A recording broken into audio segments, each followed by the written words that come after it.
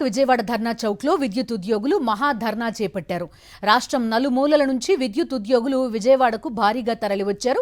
విద్యుత్ యాజమాన్యం ప్రభుత్వం దృష్టికి తమ సమస్యలను తీసుకెళ్లినా పట్టించుకోకపోవడంతో నిరసన గళం వినిపిస్తున్నారు ఉద్యోగులు. తమ సమస్యలను ప్రభుత్వం పట్టించుకోకపోతే ఈ నెల 15 నుంచి సమ్మె బాట పడతామని ప్రభుత్వానికి నోటీసులు ఇచ్చారు. ప్రభుత్వం తమ సమస్యలు పరిష్కరించే వరకు తమ పోరాటం ఆగదని స్పష్టం చేశారు. మహాధర్నాలో కూటమి ప్రభుత్వానికి వ్యతిరేకంగా పెద్ద ఎత్తున నినాదాలు చేశారు విద్యుత్ ఉద్యోగులు.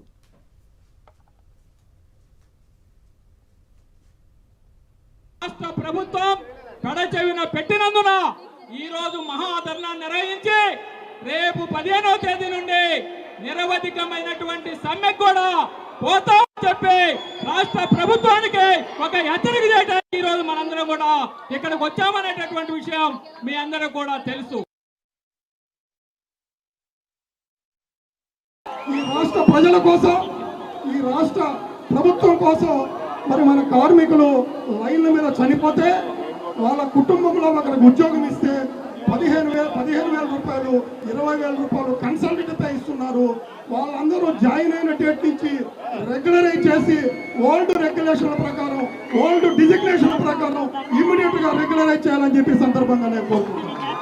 ఈ రాష్ట్రంలో ఎన్నో విద్యుత్ సర్వీసులు నెలలా ఇస్తున్నాం, విపరీతంగా పెరిగిపోయినాయి. మరి కొత్త పోస్టులు ఇవ్వాలని ఆశ లేదు వాళ్ళ మీద.